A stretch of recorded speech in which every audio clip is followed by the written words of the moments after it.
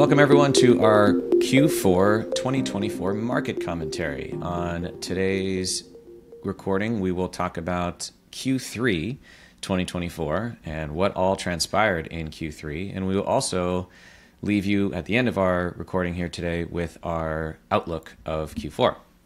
And I want to remind everybody that this video is accompanied by a post on our website in the commentary section.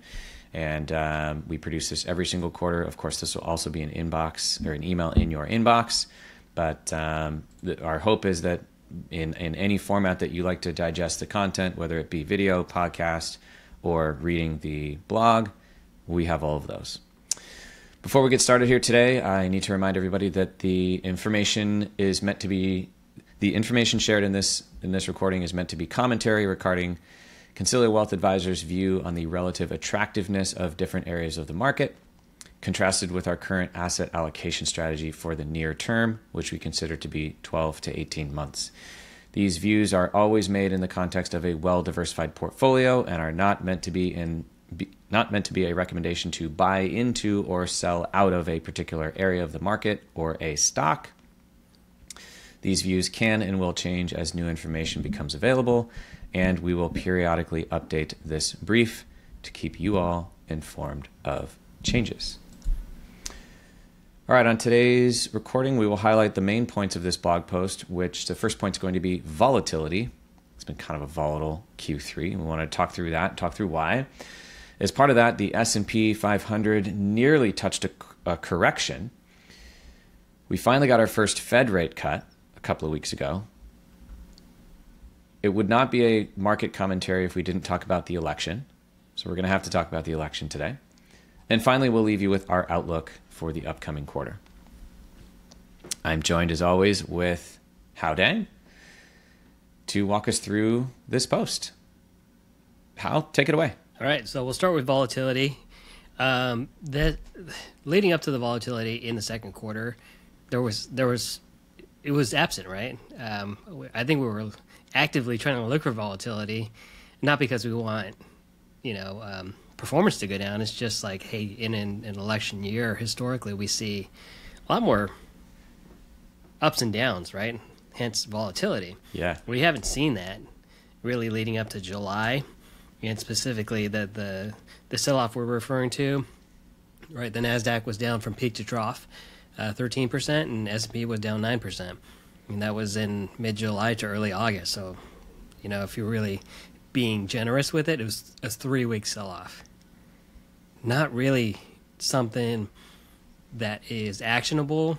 If that scared you off, then that's something you need to really reorient more towards like a long-term viewpoint, where three-week sell-off, even in the midst of it, did seem like an opportunity. Mm-hmm. Mm-hmm. And during that period of time, what was going on? Why did the market sell off? And let's touch on that almost correction territory that the S&P had. A lot of trading was going on, and I don't mean that facetiously. Chris gets mad at me when I say there's more sellers than buyers when the market sells off. It kind of was that, though. But it was more, we know the fundamental reason why, right? Hedge funds or institutions were unwinding their yen carry trade. As a reminder, they borrow in yen, invest in U.S. dollars. To reverse that, they have to sell the U.S. dollars and rebuy the yen and return the borrowed money. Got it. Exchange rates will swing, right? I know the Japanese currency is yielding 0.25, but the exchange rate flipped on these people, and they had to unwind their trade very quickly.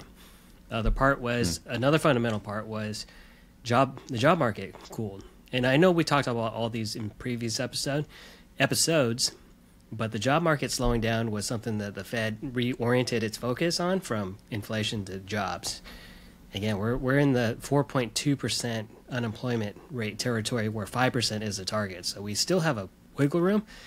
The Fed doesn't want to get close to that number, because it's hard to stop the pendulum from swinging. If it does go up to 5%, it could easily go up from 5 to 5.5 to 6%. And then the last part is AI questions are really coming up, right? NVIDIA is selling all these chips, but how sustainable is that? Microsoft is selling Copilot. How many real memberships are they selling, right? How much revenue are they generating from all this massive investment, right? Who's really wanting to pay for a generative AI? And I know we've highlighted some AI beneficiaries, which I think is more behind the scenes, but the market's really asking, where's the profits going to come from? And did the Fed save the day? The Fed cut rates by 0.5%. Fed saved the day. A couple of weeks ago. What happened? Did they save the day? Yeah. Not everyone was expecting a 0.25% cut. Insiders knew, or at least half of them knew, there was a pretty strong chance of a 0.5% cut, which is abnormal. I think we need to stress that too, where 0.25 is the going rate for cuts or hikes. This is an environment we're seeing 0.5 as the norm. That's not normal. The last time we got a cut of 0.5% variety was in 2008 and 2000. So those are on the backs of Interesting. Well, those were at the start of recessions, not on the back of recessions. The Fed is trying to stave off a recession. Just in the data, it's not showing any recession in sight. Interesting. We'll see where that takes us. So the timing, I want to talk about the timing of the Fed rate cut. So it was widely anticipated that the Fed would cut rates in their meeting a couple of weeks ago. And as we got closer to it, it seems like the market was also pricing in and anticipating this 0.5% cut. I just want a quick opinion. Do you think the Fed waited too long? Do you think that they cut at the right time? Do you think they cut too much, too little? What is your opinion there? We have a chart. Inflation peaked in the U.S., peaked around 9%, and it came down pretty rapidly. And July 2023 is when we started this new trend of sub 3% inflation rate. And it had been steady for a good 13 months when the Fed said in July, we're not going to cut rates. Everyone's like, it's in the data. Like, what are we doing here? And I think that's what the September was kind of a de facto makeup for missing July, in my opinion, or at least the market's opinion, where July should have been the date. You had 13 months of data that was within target. That's really what the market was kind of throwing their hands up about. I see. So you think they should have cut at the last meeting and then at this last meeting, so a quarter and a quarter equaling a half. They didn't, and so they did a full half this last time. Yeah, and it's only 6 weeks difference, right, from the last Fed meeting to the one where they cut double. 6 weeks isn't going to make a big change in the economy fundamentally. And so, I'm pointing the finger at the market by being a little too on the nose about certain things. But again, it was like a make good. Everything seems right. And what is the Fed forecasting for the rest of the year? The Fed forecasts another 2 cuts, one in November, one in December. And those are the regular cut variety, 0.25 each. So the federal funds rate is now 4.5, and we're expected to end the year at 4 flat, 4.0. Okay. And is the market in alignment with that, or is the market ahead or behind that? As of this writing, the market was ahead of that. They were expecting 3 to 4 cuts in 2 meetings. So either one jumbo and one regular, which and we're recording on this on October 7th, but they're kind of unwinding those expectations. But once out of the gates, the market was a little bit more aggressive in cuts than the Fed. Interesting. Okay. We'll see what transpires. So, all right, let's move to the election. So, as I said when we opened the call here, it wouldn't be a markets commentary podcast if we weren't talking about the election. The election is about a month out. So what's the market saying? What are the polls saying? And what matters here and what doesn't matter? Yeah, we look at the polls, and I know the market looks at the polls because, the smart money, using air quotes, does try to make bets ahead of time. We've established that's not a really good way to run your money. Like if Trump wins, you start buying oil stocks because he's an oil-friendly president. Harris wins, you buy solar stocks, right? And we do have a chart that really debunks all that because during Trump's years, the solar stocks were up quite a few 100%, 306, and energy was down negative 30% during Trump's tenure. It's not like energy was up and then crashed with COVID. Energy had been struggling the entire term, right? So if you make an assumption like that, you're going to be wrong. You might be right, but you're going to be wrong half the time, and that's investing and try to predict the future. Okay. So the prediction markets will be acted on. We looked at betting markets, and we look at polling, and right now it's 50-50. And the stock market generally does not like that. I say generally because this is an odd year where we have historically craved certainty, and this is a 50-50 toss-up right now. And there's going to be bets that will have to flip-flop if you're betting ahead of the election results. And that's what the market hates. But we're not seeing too much volatility after the initial sell-off in Q2. Or Q3, sorry. Do you have any insights? Yep. Okay, so what's laid out here, you've got some pretty good data on like deficit and net deficit and whatnot surrounding the two candidates. And are there any key points here that you want to highlight? Yeah, the forecasts are from the Congressional Budget Office, so it's 50-50, so it should be unbiased. But again, we might be accused about being biased by just stating math. But the forecast, if Trump wins, is the deficit would increase by in a range from, the debt would increase from 4.1 trillion to 5.8 trillion, because he's very likely going to continue or extend the Tax Cuts and Jobs Act. As a reminder, that was an unfunded tax cut, right? So you got the tax cuts, but you didn't get the spending cuts during his tenure, and that's a big issue. Got it. Harris will most likely let the Tax Cuts and Jobs Act lapse, but she would likely spend more. Her projected shortfall would be 1.2 trillion to 2.3 trillion. Isn't that the TCJA? Isn't that potentially good for people in states like California and New York? Not without the SALT, not with the SALT caps. Wasn't that part of it though? Part of his new forecast or new proposal is to either raise that $10,000 cap or eliminate it. But that makes another. Again, being in California, and I'm all for that, but like that makes another unfunded source of revenue there that they're not making up by spending cuts somewhere else. Yeah, got it. Okay. All right. Interesting. Well, we'll see what transpires, I think the point that I want to make there is what also transpired in this last quarter is we had a race between Trump and Biden, and the market was wildly assuming and predicting that Trump was going to win. Well, that's what the polling suggested. And then, pretty much a layup for him. Yeah, thanks. Yeah, the polling was suggesting that, and so it started to get priced into markets, right? Which was the assumption on the Tax Cuts and Jobs Act getting extended because of Trump likely winning under that scenario. Well, after Biden dropped out and Kamala stepped up to take the ticket, the market didn't even flinch, and so it is now about 50-50 in the pollings, I believe, as of last time I looked. That could be a sign of don't know what's going to happen, and then things could get priced in after the fact.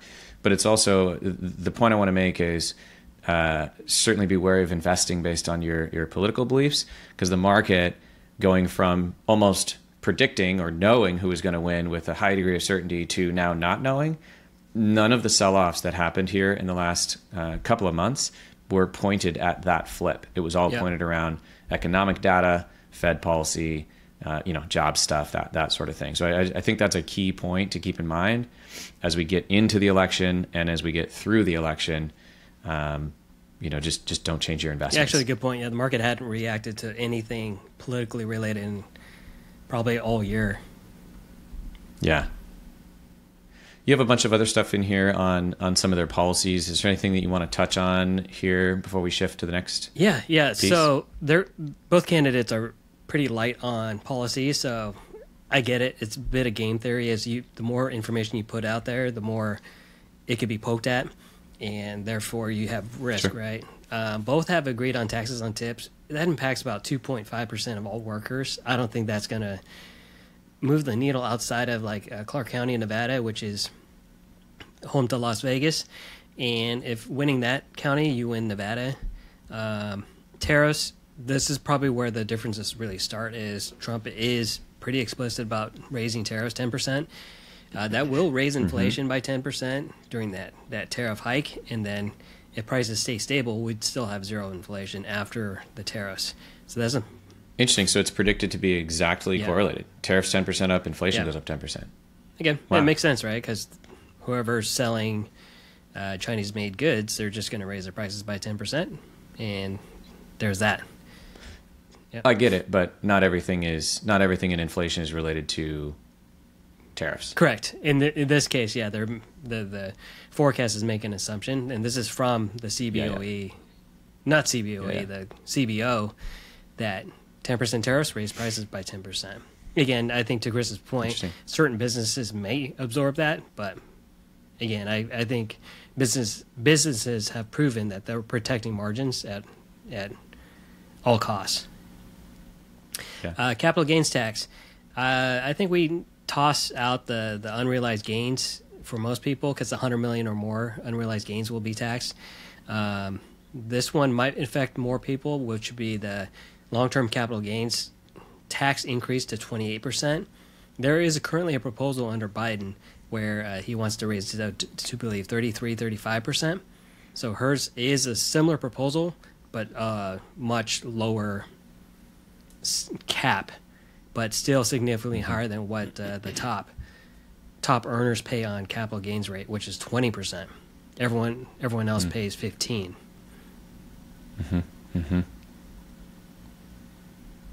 All right, and divided government is probably base case. So it looks like we will get a split government no matter who wins in terms of the highest probability. Yeah, which I know tends to be more favorable for markets. The theory is all of this stuff that's talked about in the campaigning, a small percentage of that stuff will actually happen because these ideas have to then get through an act of Congress, right? The rest of government. Yeah. Exactly, right. And so, historically speaking, if you're fully aligned with all of the lines of the government, then that is less good for markets typically.